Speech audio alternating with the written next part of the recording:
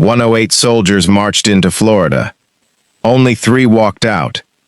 This is history beyond time, where the past still shapes the future. December 28, 1835.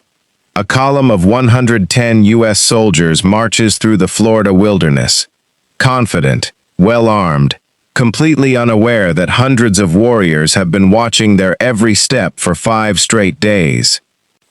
Within the hour, 108 of them will be dead. The man who planned it never needed a battlefield to prove his point. He needed patience. His name was Micanopy, and what happened that morning became the spark for the longest, costliest Indian war the United States ever fought. By 1835, the U.S. government had already decided the Seminole didn't belong in Florida. The Indian Removal Act demanded they leave for land west of the Mississippi. But Seminole territory wasn't just home, it was sanctuary. For generations, enslaved people who escaped Georgia and the Carolinas had found freedom there, some fighting alongside the Seminole as free warriors. For them, removal didn't just mean losing land, it meant losing freedom itself. So when Major Francis Dade led 2 companies out of Fort Brooke to reinforce Fort King, 100 miles north, he wasn't marching into empty wilderness. He was marching into a trap 5 days in the making.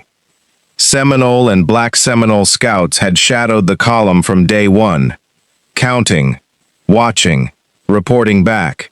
Somewhere between 180 and 200 warriors, led by Chiefs Micanopy and Jumper, were waiting for a signal. They'd planned to wait for Osceola to arrive before striking. He never came. That same morning, he was at Fort King, killing the Indian agent who'd pushed the removal treaty through. The other war leaders decided they'd waited long enough. On the morning of December 28th, Dade's men walked into an open pine hammock with almost no cover. A single shot rang out, by most accounts fired by Micanopy himself, and it killed Major Dade instantly, on horseback, at the head of his own column. That shot was the signal. Gunfire tore through the ranks in seconds. Half the command was down before they could even return fire.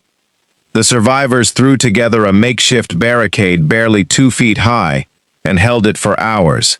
It wasn't enough. By the time the guns fell silent, 108 of 110 men were dead. Seminole losses, 3. Historians consider it one of the worst defeats the U.S. Army suffered in the entire history of the American Indian Wars. And the Dade Battlefield Historic State Park marks the exact ground where it happened. That single morning, combined with Osceola's killing of Wiley Thompson, ignited the Second Seminole War. 7 years of fighting, tens of millions of dollars, hundreds of soldiers lost, most to disease, not combat. It became the longest and most expensive Indian removal war the United States ever waged, and the Seminole were never fully removed. For nearly 2 centuries, most Americans have never heard the name Dade, or Micanopy, or the young private who crawled 60 miles back to Fort Brooke to tell the story. This is a story about a broken treaty, a desperate act of resistance, and a moment when the people the U.S. government tried hardest to erase proved, decisively, that they would not go quietly. If this is the first time you're hearing this story, like this video, drop a comment with Dad and share it with someone who needs to know it. Follow History Beyond Time for more true Native American history they didn't teach you in school.